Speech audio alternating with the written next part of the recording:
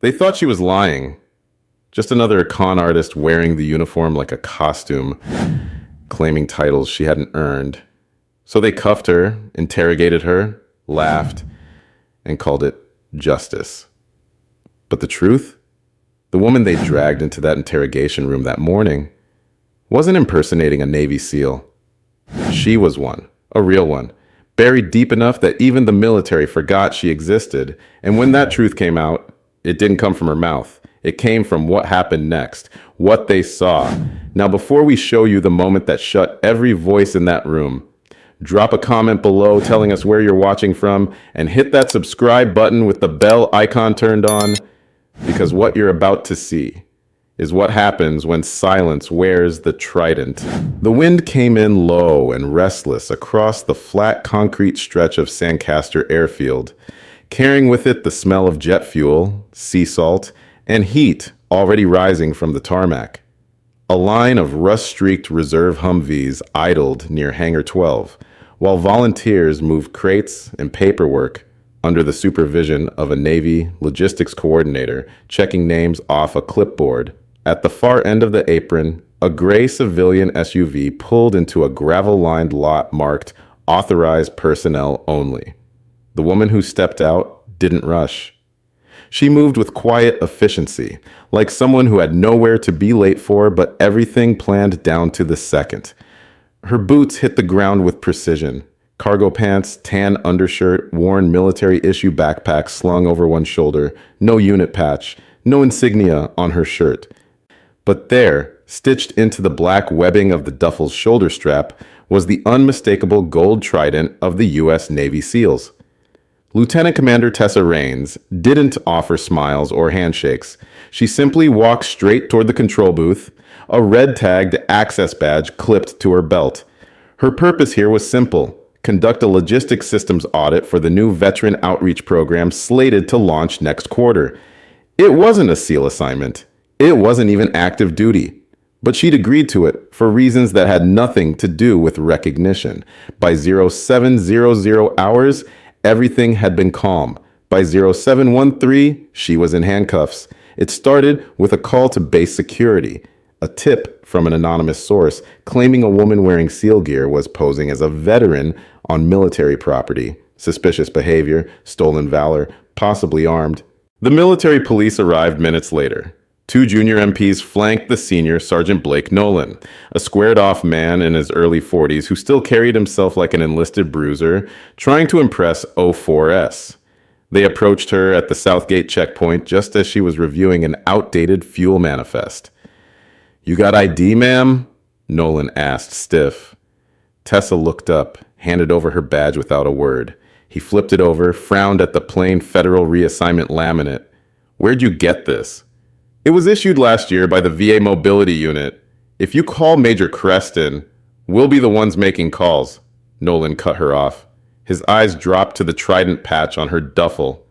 "That's a bold emblem to wear for a contractor." Tessa didn't answer that, just waited. Nolan turned to the younger MP. "She have vehicle plates?" "No DOD stickers, sir. Registered civilian." That was all the justification he needed.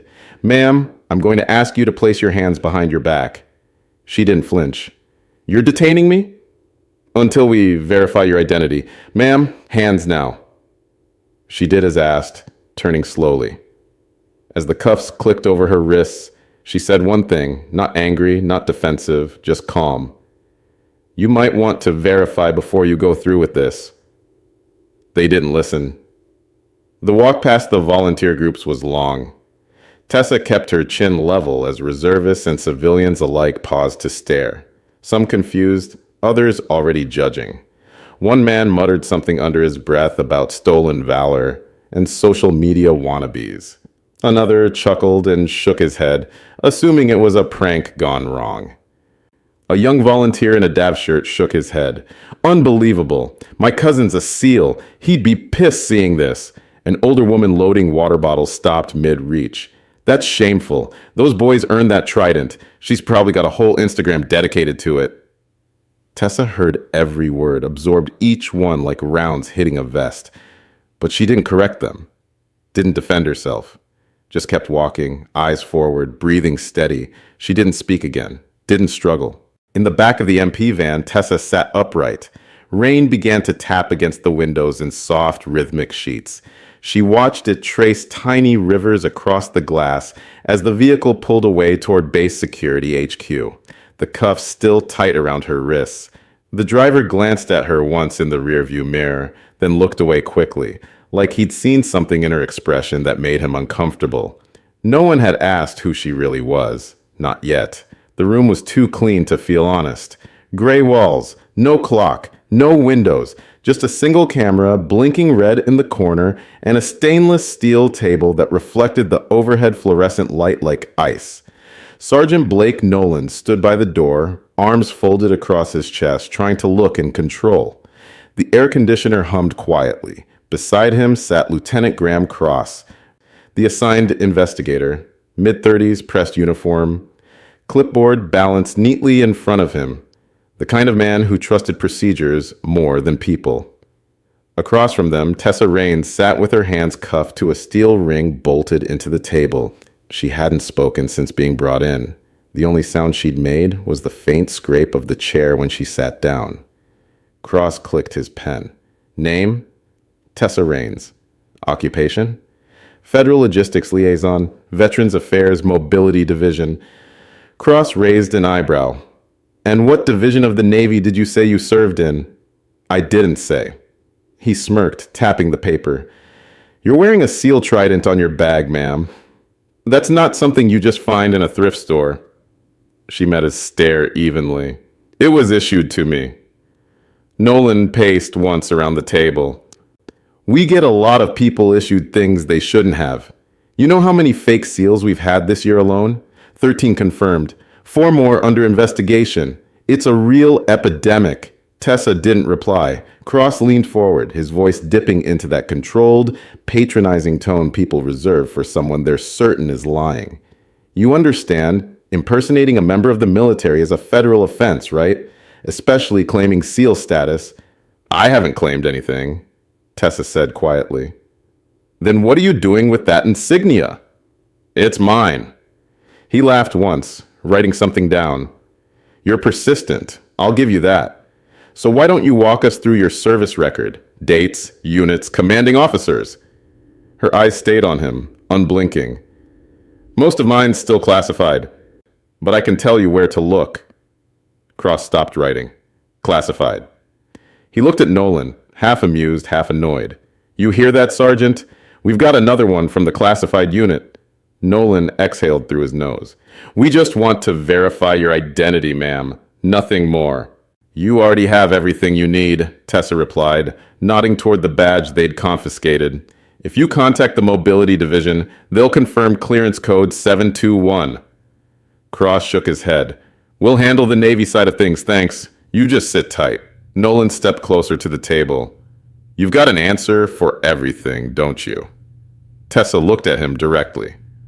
I've got the truth. You've got assumptions. Assumptions, he repeated. Like assuming someone wearing a SEAL trident actually earned it? Like assuming someone quiet is lying. Her voice didn't rise, didn't sharpen. I've sat in rooms like this before, Sergeant. Different countries, different stakes. I know how this goes.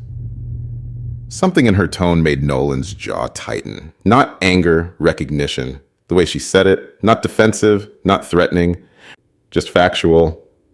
Like she was reading coordinates off a map. She tilted her head slightly. And you'll want to record this under proper advisement. You're in violation of Article 31B of the UCMJ.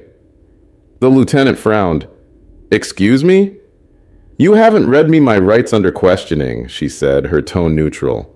This conversation is inadmissible. That drew a tight, humorless laugh from him. Nice try. You've been watching too many JAG reruns. For the first time since they'd brought her in, Tessa's expression changed. Just a fraction. Not a smile. Something quieter, like pity. You think this is my first interrogation? The line hung in the sterile air for a long second. Cross's pen stopped moving. Nolan shifted his weight slightly, and for just a moment, doubt flickered across his face. Cross cleared his throat and stood up. "We're done for now," he gestured to Nolan. "Have her wait in holding until we hear back from HQ. I'm betting she's part of that social media veteran fraud ring. Maybe even the one we flagged last month." Nolan moved to unlock the cuffs from the table ring, but something in his expression had softened. There was doubt there, thin, hesitant, but real. As they opened the door, a deep voice called down the corridor. "Who'd you say you've got in there?" Both men turned.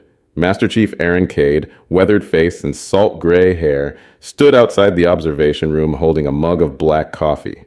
He looked up through the glass at the woman sitting quietly at the table. "Tessa Raines," Nolan said. "Civilian contractor. Claims she's a SEAL." Cade's brow furrowed. "Spell that. R-A-I. He didn't need the rest." His face changed. An old recognition that didn't make sense to him yet, like trying to remember a song you only heard once but never forgot. "Carry on," he said quietly and walked away.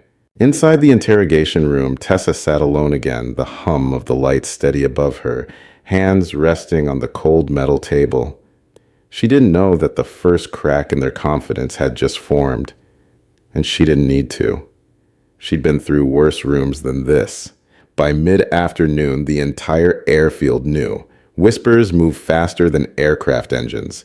Recruits in the flight ops barracks leaned out windows, trading half-formed stories. A Navy mechanic walked into the break room muttering, "Did you hear? Some woman got busted pretending to be a SEAL. Wore the trident right on her gear." No one knew her name. No one had the full story. But they had just enough pieces to get it wrong. In the logistics hangar, two civilian clerks passed by a clipboard with raised eyebrows. "She was arrested this morning," one said. "Right in front of the trucks. Crazy. You'd think people would know better. SEALs don't even let women in, right? They do now, but not like that." Across the base, Sergeant Blake Nolan stared out the window of the admin wing with his jaw set tight. The voice in his head was no longer sure. He was still convinced she'd lied, but there were cracks in the wall. The badge, the poise, the way she hadn't flinched, not once, and that warning, "You might want to verify before you go through with this." Still, turning around now meant admitting he'd been wrong. And Nolan had built a career on not being wrong. In the holding room, Tessa Raines hadn't moved. She sat upright, palms flat on her lap, not bothering to ask for a phone call or a lawyer. A legal pad lay untouched in front of her. One camera watched from the ceiling. The other, she suspected, had been turned off. The only person to speak to her that hour was a quiet corporal who knocked once before entering. Her name tag read E. Park, and she couldn't have been more than 23. She placed a bottle of water gently on the table and started to turn away, but hesitated. "Ma'am," she said softly, "were you really one of them?" Tessa looked at her. The girl wasn't mocking her, wasn't testing, just asking. "Once," she said. "That was enough." Park held her gaze for a moment longer, then nodded once and left. Elsewhere, Master Chief Cade stood alone in the records annex. The lights dimmed low, a database terminal humming in front of him. His fingers moved slowly, typing the name again. Raines. Tessa. Nothing came up. Not under SEAL lists, not under casualty reports, not under Navy archives. But the name still echoed in his mind, buried under 2 decades of sand, static, and loss. He didn't need the database to tell him she was real.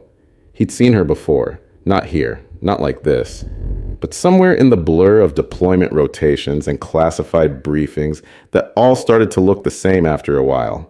He knew that face. Lieutenant Graham Cross typed with the precision of a man convinced the answer was one more keystroke away. Behind him, a half-drunk cup of vending machine coffee steamed quietly. The room smelled like impatience and recycled air.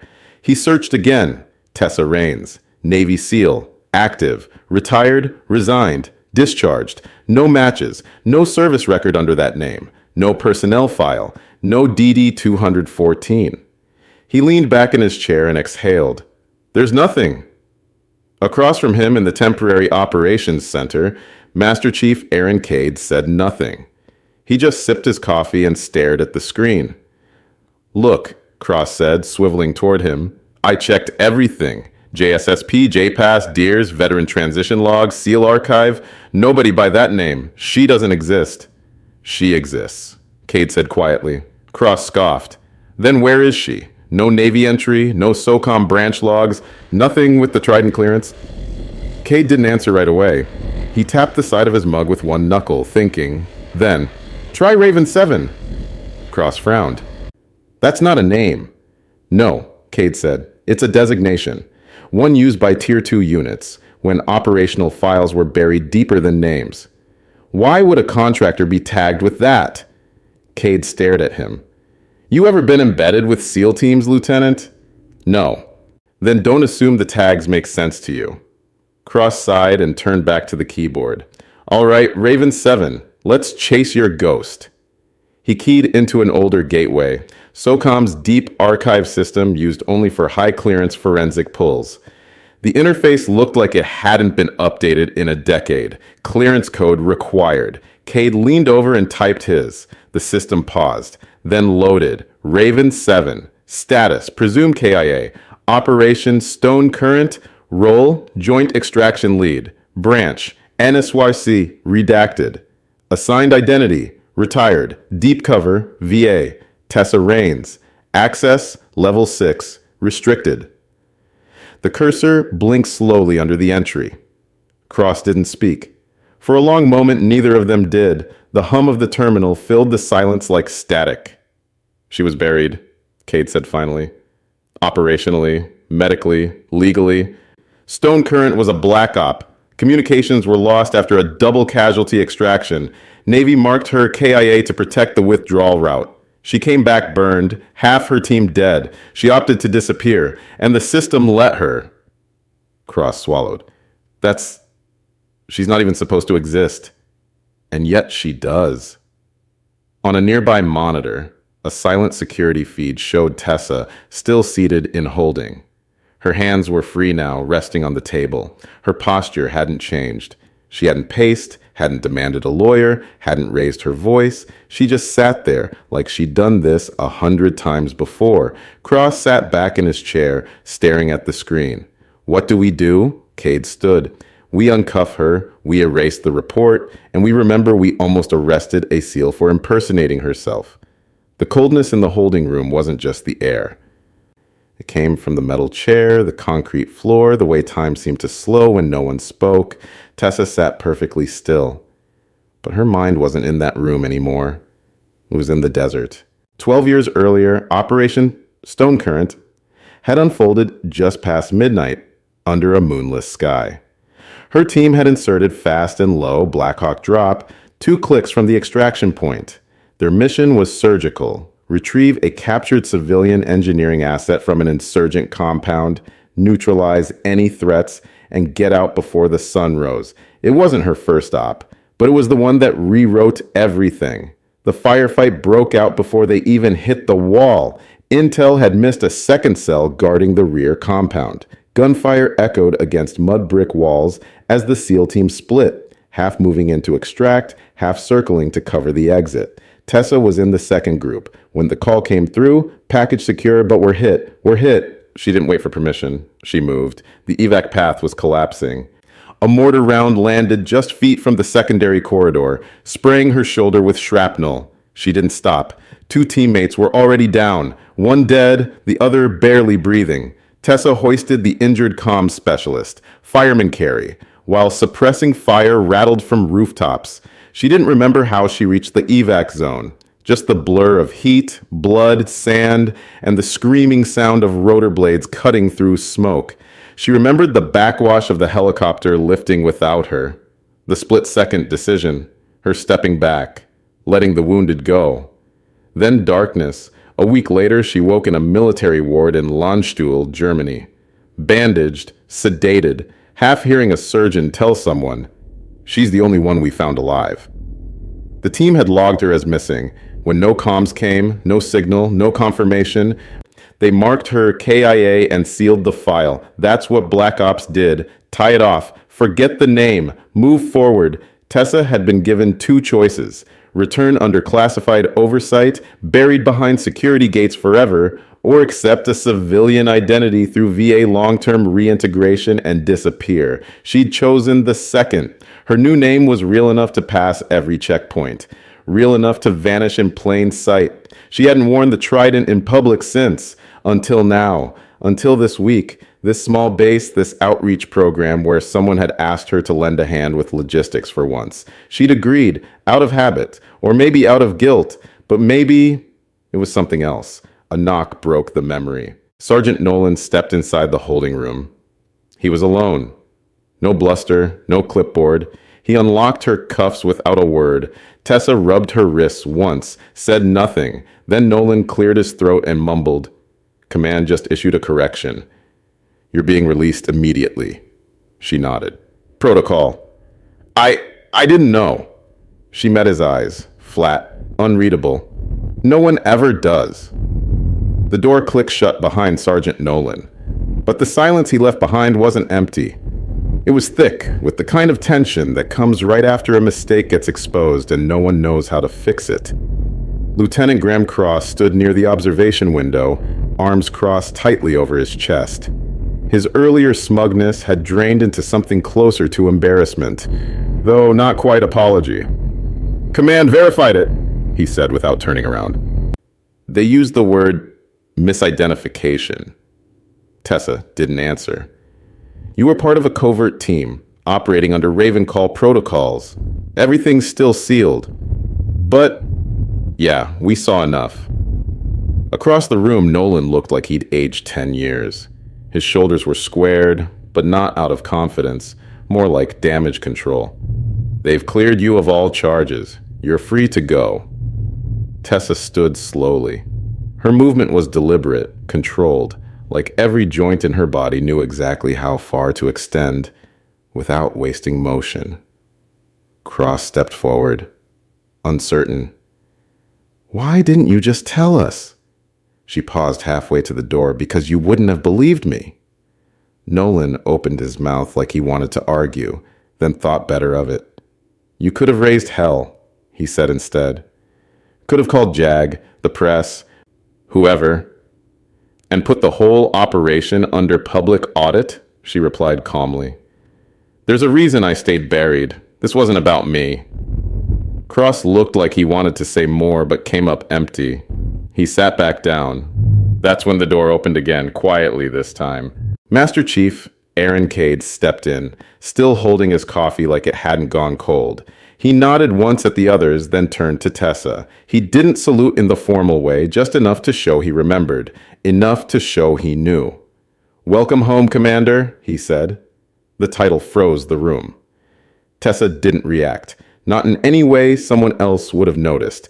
But to Cade, the micro-exhale was everything. He'd seen her at briefing tables, in gear, in briefing rooms before impossible ops. He knew her tells.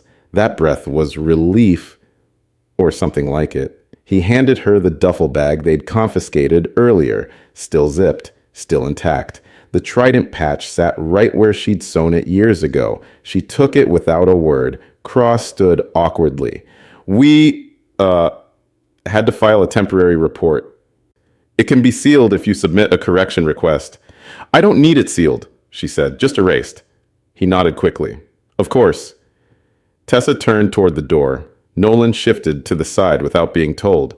"Ma'am," he said, quiet, respectful now, "are you coming back to active status?" She paused. "No, but I'm where I'm supposed to be."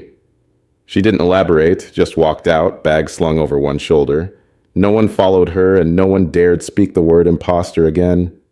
The air outside the admin wing had turned thick with afternoon heat. Heat that shimmered over the runway. Heat that stuck in the throat. Tessa stepped into it without hesitation. Her boots hit the tarmac like they remembered the feel of it. No fanfare, no escort, just the duffel slung over one shoulder and the trident patch catching sun. She'd made it barely 100 yards when a sharp shout broke the stillness. "Brakes gone! Truck's moving!" Down the slope near Hangar 3, A refueling vehicle, a full-length diesel truck, had started to drift, no driver inside, no safety lock engaged.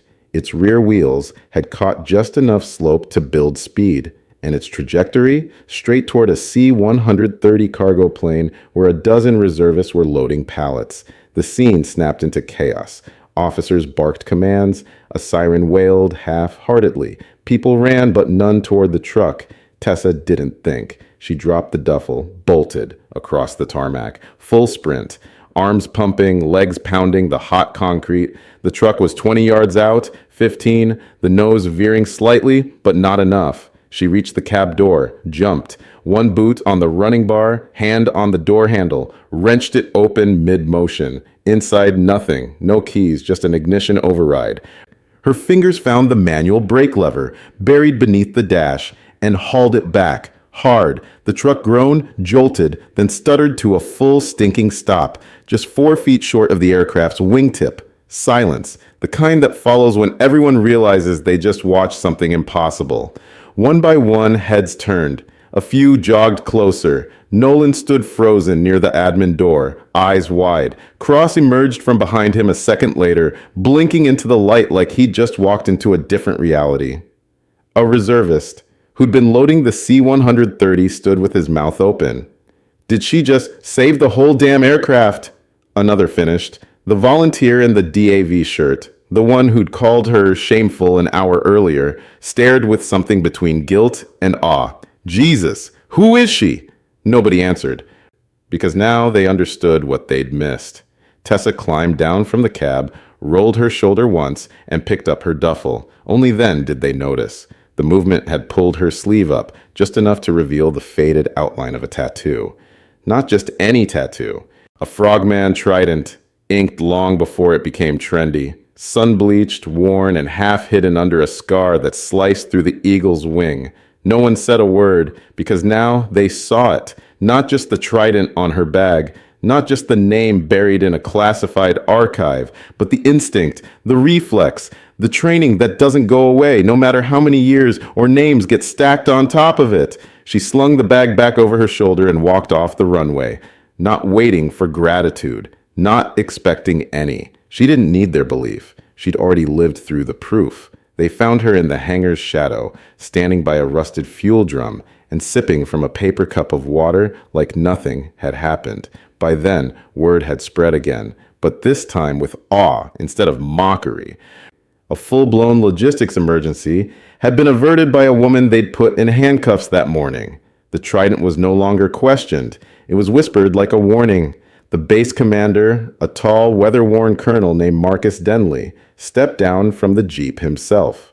No aides, no clipboard, just a sealed manila envelope in one hand and a quiet purpose in the other. He approached her with a nod. "Lieutenant Commander Rains." Tessa turned. "Colonel." He handed her the envelope. "Internal records been corrected. Your arrest has been voided at the administrative level. Every digital trace is being scrubbed as we speak." Tessa accepted it but didn't open it. "You could file for reinstatement," Denley added. "The board would approve it in a heartbeat after what we just witnessed." She didn't answer right away. Just glanced out toward the C-130 across the tarmac. The echo of shouts and wheels still seemed to linger in the hot wind. "No," she said quietly. "I've had my fight. I'm where I'm supposed to be." Denley nodded, like he understood, like he'd made a similar decision once and never said it out loud. "Still," he said, almost awkward now, "we owe you an apology." She gave a small shrug. "Wasn't the first time I've been underestimated. Won't be the last. Not for someone like me." They shook hands, brief, formal, but not hollow. As the colonel walked back toward his vehicle, Nolan and Cross stood off to the side, watching. Neither approached. Neither tried to explain. Tessa walked past them without looking. Nolan did manage one thing. A quiet, honest, "Ma'am." She paused just long enough to nod once. "Sergeant." Then she crossed the yellow flight line, duffel on her back, silhouette sharp against the wavering haze. No escort, No salute. Just the outline of someone walking away from the wreckage of someone else's mistake. A week later, Corporal Elena Park sat in the base admin library finishing her duty log. Her fingers hovered over the keyboard before she typed the final entry. Some people carry their rank in volume, others in silence, but the ones worth saluting aren't always in uniform. Not all heroes wear insignia the world can see. Word of what happened spread, though never officially. No press release, no article, just the quiet story passed from recruit to recruit, filtered through awe and caution. A woman arrested for impersonating a Navy SEAL who turned out to be the real thing. The military police no longer spoke about it. Cross-transferred out 2 weeks later. Nolan returned to duty with a new approach to verification protocols, stricter on facts, softer on assumptions. But it was Tessa Raines no one saw again. Some said she moved up the coast. Others heard she took a role with the VA in Monterey. One mechanic claimed she was spotted helping a double amputee onto a shuttle at a remote shelter near the ocean. No one could confirm it, but those who'd seen her, really seen her, understood. Tessa hadn't come back for recognition. She hadn't returned to be thanked or praised. She'd stepped into the storm because someone needed to. And she'd walked away just as quietly. Somewhere under a sea-worn sky, she sat with her back to a veteran's resource van, watching the tide roll in. A faded duffel rested by her side. On its strap, half tucked beneath a stitched-on VA patch, was the old trident, worn, sun-bleached, and entirely hers. Have you ever seen someone judged before anyone even asked who they really were? What would you have done if you were that MP? Follow orders or trust your gut? And do you think heroes like her should return to service or stay forgotten by choice? If this story hit you the way it hit us, tap that like button and make sure you're subscribed with the bell icon turned on so you never miss a story like this again. Drop a comment telling us what you think happened after she walked off that base. We read every one. And if you know someone who still believes quiet means weak, share this video with them. Let them see what real strength looks like. More stories about courage, silence, and those who carry the mission even after the war ends are waiting for you right here on screen. Watch those next, and we'll see you tomorrow. Same time, same place, right here on Dignity Defended.